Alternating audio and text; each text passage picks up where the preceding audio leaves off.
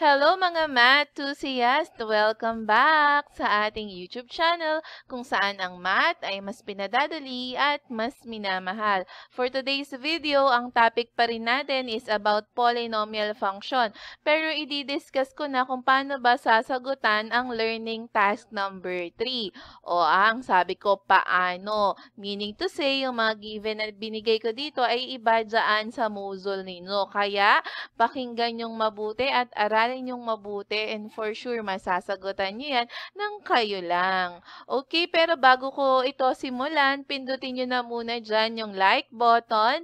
Kasi kung mapapansin ko, may mga views pero yung like wala ha. Baka kasi nakakalimutan nyo, kaya pindutin nyo na yan. At syempre, kung bago ka pa lang sa aming YouTube channel, pindutin mo na dyan ang subscribe button. At i-hit mo na rin ang notification bell para lagi kang maging updated sa mga videos na i-upload ko. At syempre, huwag niyong kalimutang mag-comment mamaya pagkatapos nito ha. Kahit thank you lang mga anak para ma-up itong video na ito at ma-recommend din sa ibang mga naghahanap ng tutorial about sa learning task na ito ha. Tulungan din natin sila.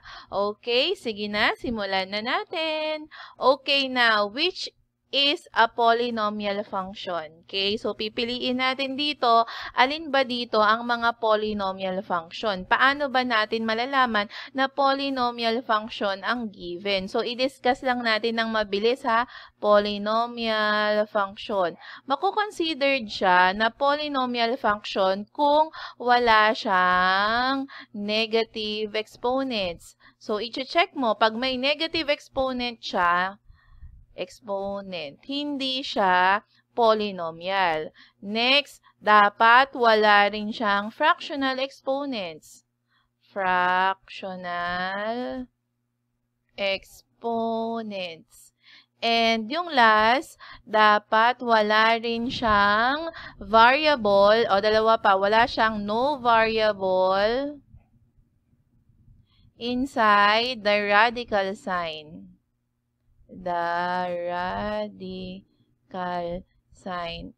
And yung last, dapat no variable in the denominator. No variable in the denominator. O, intindihin nyo na lang yung sulat ko ha. Ayusin ko ba? Kasi mahirap magsulat dito sa ginagamit kong tab ko. Kaya medyo pangit ang sulat ko. Pero sa totoong buhay, maganda akong magsulat. Mag-comment nga kayo dyan. Kung okay lang yung sulat ko. Okay, ayan. So, dapat walang negative exponent, walang fractional exponent, walang variable sa loob ng radical sign, at walang variable sa denominator. Kung lahat ito ay wala, edi polynomial function siya. Okay, let's try letter A. Is this a polynomial function? Okay, kung mapapansin mo, wala naman siyang negative exponent. Wala ring fractional exponent. Wala naman ding variable sa radical sign kasi wala naman tayong radical sign. Pero meron siyang variable dito sa denominator, which makes this not a polynomial function. So, hindi ito polynomial. How about dito sa letter B? May negative exponent ba? Wala. Pero may fractional exponents ba?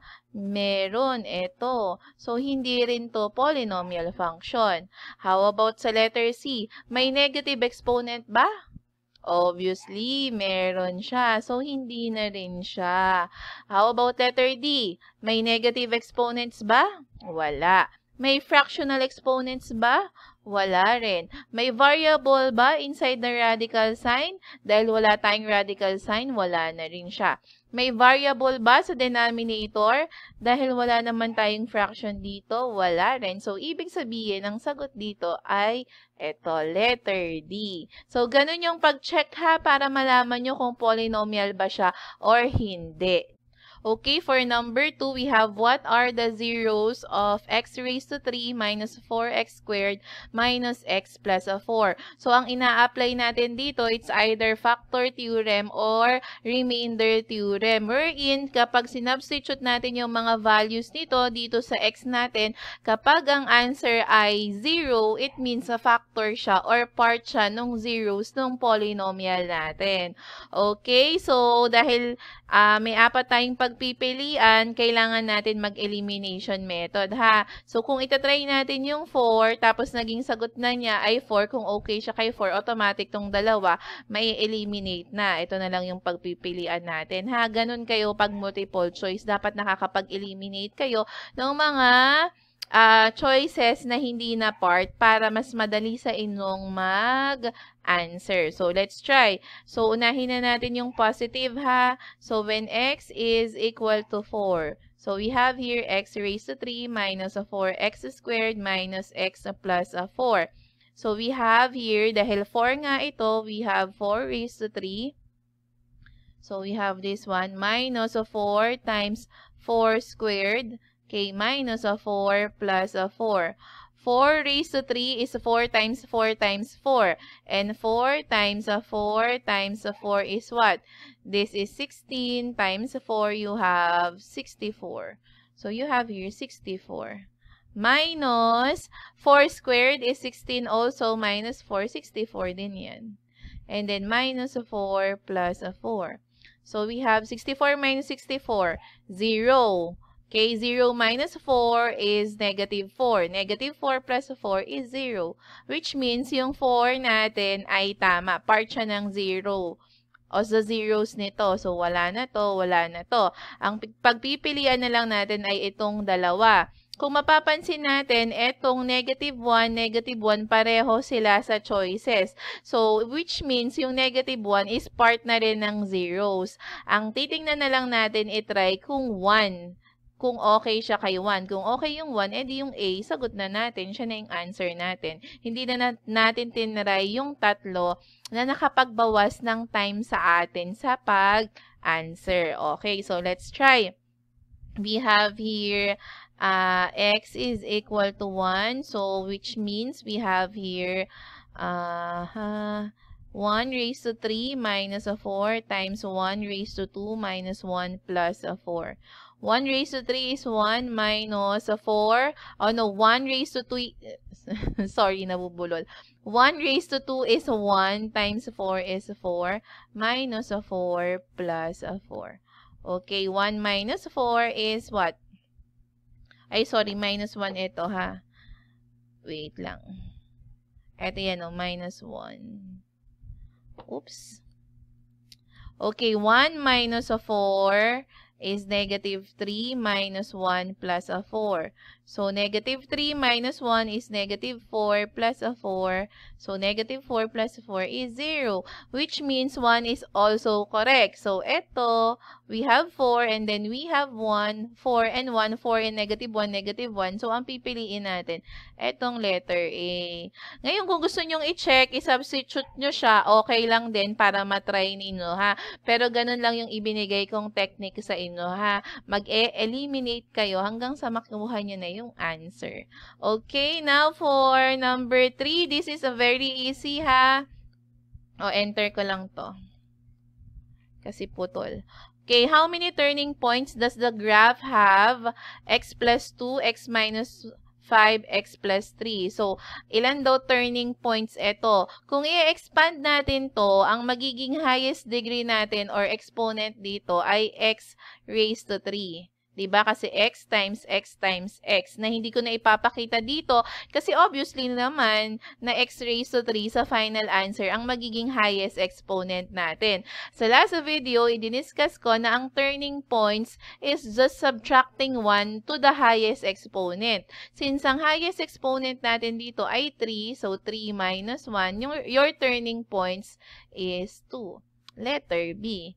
Ngayon, kung ang highest exponent mo ay 4, ang turning points mo 3 kasi 4 minus 1. Kung 5 naman, 5 minus 1, edi 4. Ganun lang yung ginagawa, ha? Basta i-check nyo lang ano ang highest exponent. Okay, now, what are the 3 consecutive integers such that the sum of their squares, ibig sabihin, pag in-square mo sila, tas in-add mo sila, ang sagot daw ay 194.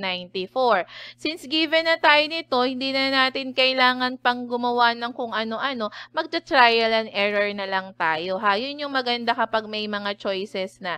Kasi itatry mo na lang, ano yung magsasatisfy. O, let's see here. We have 5 squared. Kung i-square ko to, square. So, we have 25 plus 36 plus 49. So, kung i-add natin yan, tignan natin ha, ito yung end digit technique. I-check mo, dapat yung sagot nila dito or yung sum nila dito ending with 4. Kung hindi naman ending with 4, wag mo na siyang ituloy. Waste of time lang siya. O sige, try natin ha. 5 plus 6 is 11, di ba? Plus 9, 20. So, ang end digit nito ay 0. Kahit i-add mo pa to, hindi na siya yung sagot. So, x na si A. Okay, dapat kasi 4. 4 ang end niya. O, having this one, we have here squared. 36, 49, 64. Okay, so let's have here. We have here 6 plus 4, 10 plus 9. It's 19, di ba? O, so ending with 9, hindi pa rin ito. Dapat ending with 4 tayo. Okay, so we have here now 7, 8, 9. So, squared. We have here 49 plus 64 plus 81. Okay, so 9 plus 1 is 10 plus 4. We have 14. O, 4 siya. So, may chance na siya. Edi, try natin. 6 plus 4, 10. 18, 19. So, we have 194. Ito na yung sagot. See? Ito, nabawasan na kayo ng time ninyo dito sa pagsagot nyo dito, ha? Ganun yung mga technique na dapat yung ina-apply sa pagsosolve. Now, for number 5, what is the y-intercept of, wait lang, baba ko to. 3x raised to 3 plus x squared minus 2x plus 4. Tandaan nyo, pag y-intercept, ang x natin, ginagawa lang natin siyang 0. Ha, ganun lang siya. Ngayon, substitute lang natin yung 0 natin dito. Yun yung magiging sagot. O, let's see. Y is equal to 3. And then 0 raised to 3 plus 0 squared minus 2 times 0 plus 4. Okay, ito magiging 0 na lahat yan. Ang matitira na lang dyan ay 4. So, ang y-intercept mo ay ito. Or simply, siya yung constant term ng equation mo kapag siya ay naka-standard form. Ang dali lang naman pala nitong sinasagutan ninyo. So, okay na tayo sa number 5. Eto, bonus na lang to ha, kasi para hindi na ako gumawa ng graph, napakaswerte ninyo. Which of the following are graphs of polynomial functions? So, alin ba dyan ang polynomial functions? Malalaman mo na polynomial function ang graph kapag ginamit mo yung vertical line test at once lang na-meet ng vertical line ang graph, ibig sabihin polynomial siya. O, let's try. O, kung magkakaroon ako ng vertical line test dito, kasi ito ay may arrow ba dito? O, yan. So, meron siya. So, ayan, mamimit niya yan in 2 points, which means hindi ito polynomial. Ito, kahit saan ka dyan maglagay ng vertical, once niya lang mamimit iyang graph na yan. So, check ito. Ito din, kahit saan ka mag-vertical line test dyan, polynomial yan. So, check din to. Ito, dahil mamimit niya, sorry, nabubulol ako ha. Ito, sa 2 points, hindi rin siya polynomial. So, ganun lang kadali itong ano nyo, 1 to 6 no. Ngayon, kung gusto nyo pa yung susunod na tawag dito na learning task, yung number 7, i-request ninyo ha. Kasi ayokong gawa ng gawa, tas konti lang naman pala ang nanonood. At ang kailangan ko, syempre, mag-comment kayo dyan sa baba. Ipangako nyo yan. At kung hindi naman kayo busy, i-visit nyo naman ang ating Facebook page at i-follow ito. Ha? Baka lang naman. At yun lamang. Spread the love of math. Thank you and bye!